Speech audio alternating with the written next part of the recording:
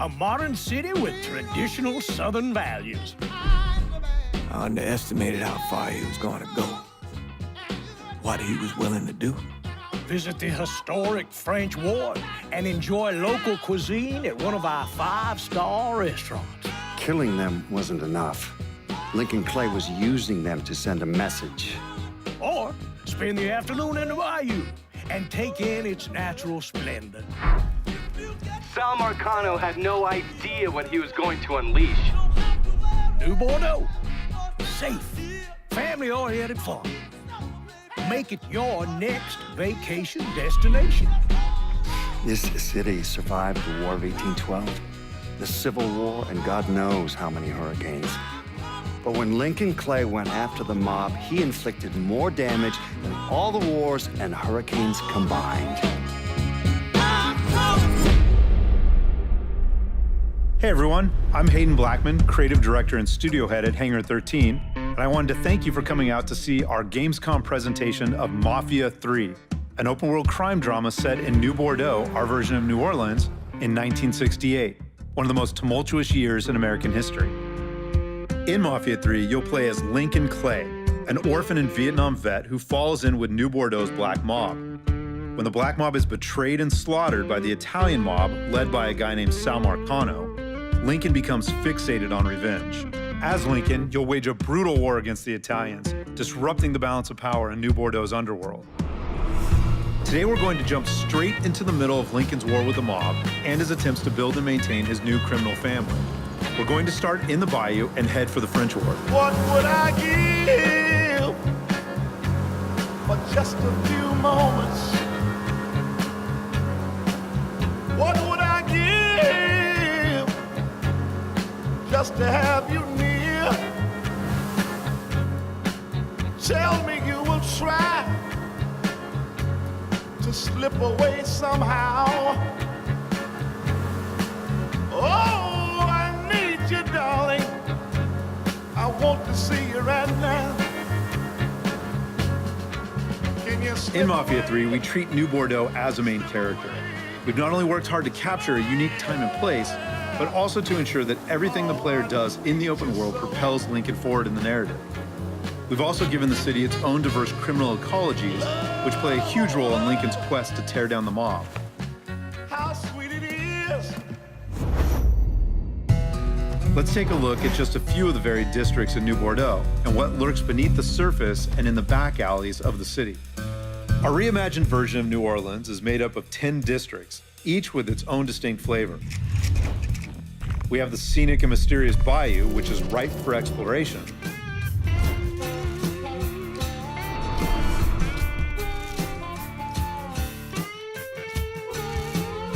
But is also where the Italian mob and their allies run guns and produce moonshine.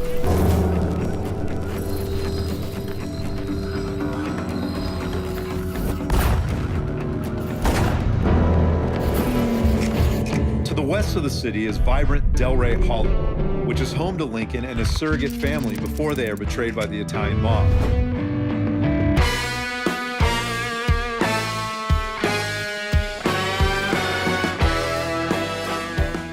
Eventually, the Hollow is taken over by the Dixie mob, who kick up to the Italians and use the neighborhood as the base of operations for heroin and sex rings. To the north of the city is majestic Frisco Fields with its manicured lawns and mansions.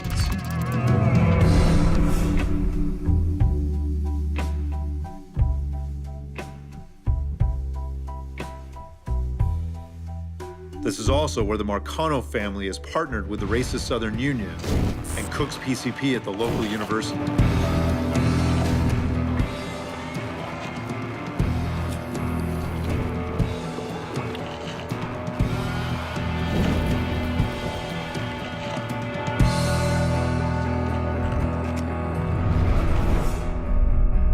And in the center of the city is bustling downtown, where historic buildings and plazas sit side by side with gleaming skyscrapers.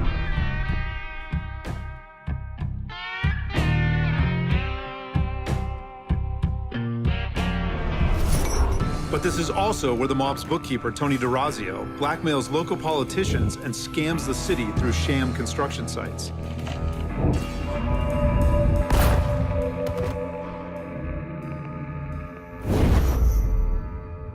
How did you manage to get to Tony DeRazio?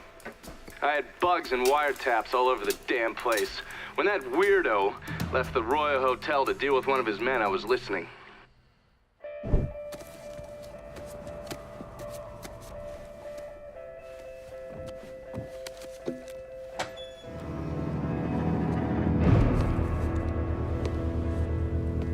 Tony, I didn't know you was coming.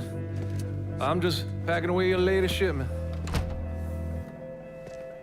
How long you been running this business, Joe?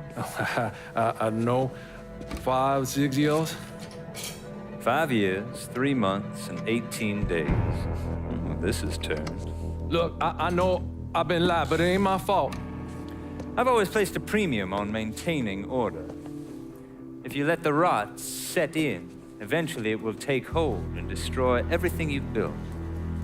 The only solution is to isolate it, eradicate it before it takes hold. You understand, Joe? Christ, Tony, you gotta listen to me. Some nuts out there shooting the hell out of everything. You know how many of my men he killed? Yes.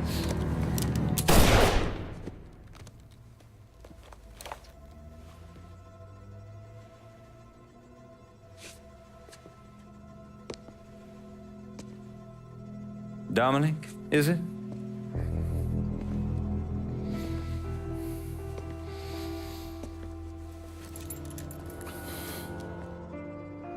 You will take the armored car and personally oversee the collection of all outstanding monies owed to us. Am I clear on this? Yes, Mr. Razio. Once you have collected what is due, deliver it directly to me at the hotel. The code to the elevator is 0451.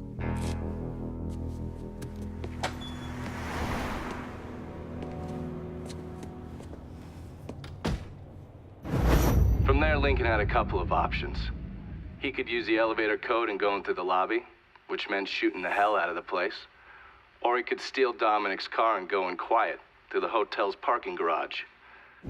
Killing Tony is our focus right now, as capturing downtown will strike a major blow against the Italian mob. But before we go after Tony, we'll want to resupply, and we can do this by calling in our weapons dealer. Once the mobile store arrives, we can pick out the gear that will best suit our playstyle. As with most of the missions in Mafia 3, Tony can be taken out in many different ways. We can go in guns blazing, we can take a stealthier approach, we can even call in reinforcements. It's really all up to the player. This is like Christmas morning, because I picked up some... In this mission, we have two distinct ways to get to Tony, who's holed up in the penthouse of his hotel. We can storm the lobby or steal his bagman's car and sneak through the hotel's garage and up to the penthouse, which is the path that we'll take here. Yes, we're good. Call me if you need me.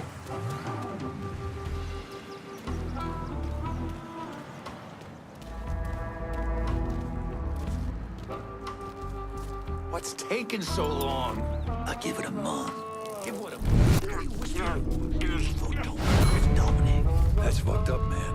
I give him 6 months, at least.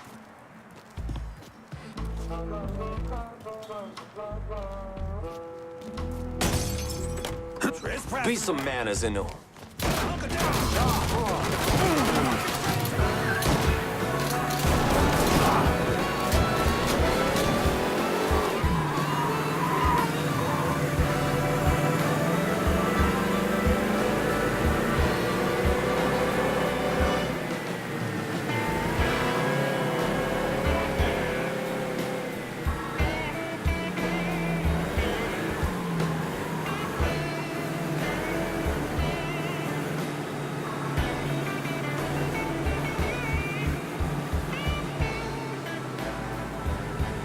Pull on in, Dominic.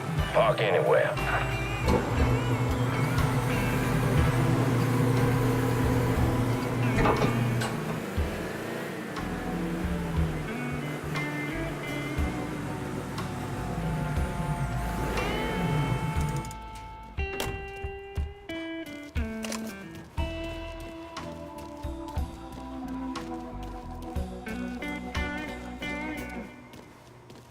I was gone for a minute. Tony wouldn't mind. Mr. D'Orazio. And how long have you been here? Huh? A month? Mr. D'Orazio ain't the second chance type. Something's... And you might just live to see month 2.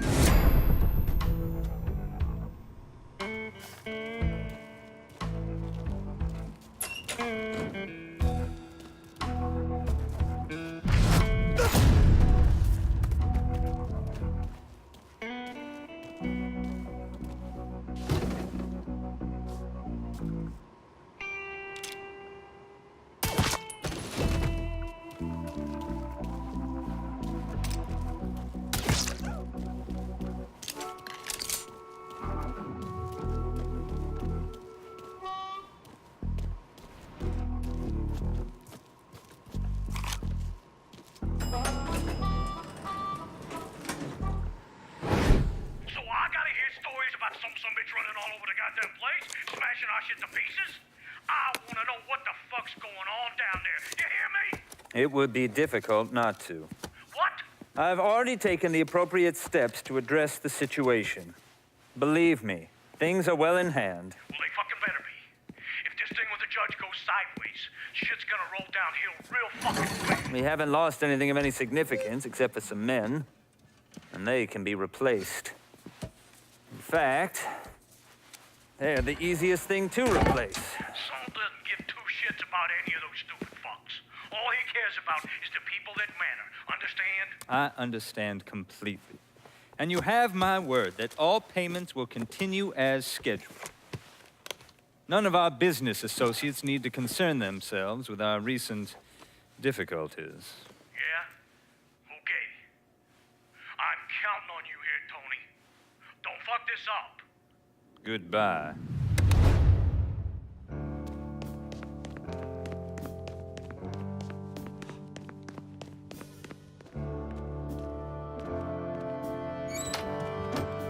You should clear on out of here. Okay, here's the thing, Congressman. When Mr. D'Orazio made his very generous contribution... Oh, shit, right now? Okay, okay.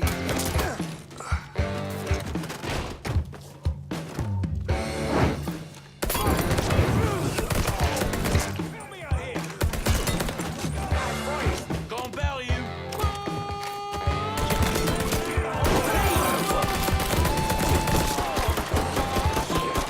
Taking out the whole team.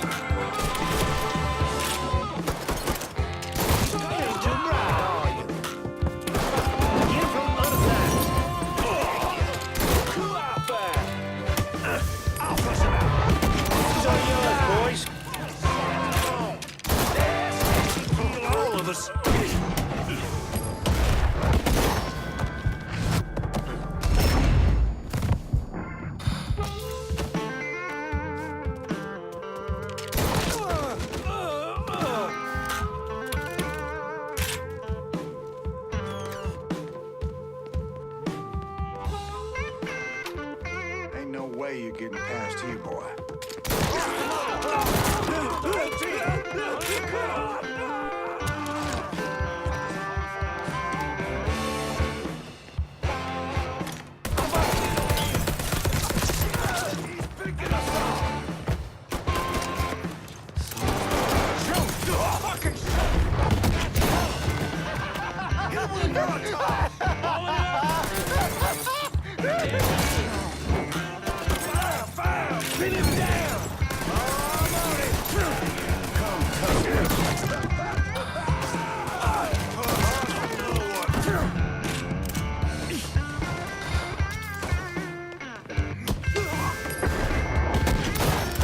For fuck's sake!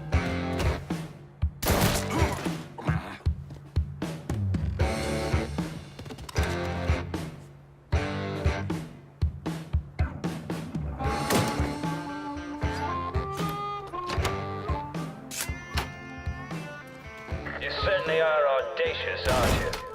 Filthy fucking... Whoever you are, you made quite the mess of my operation. Do you have any idea what you've cost me?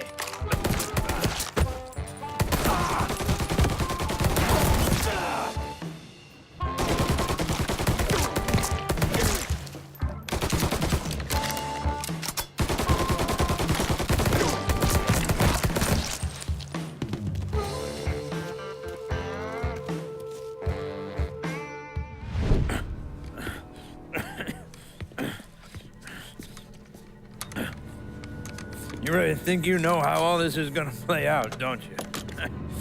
Idiot! Go ahead. Kill me. I'll be replaced tomorrow. No one will even notice. You're wrong. Everyone will notice.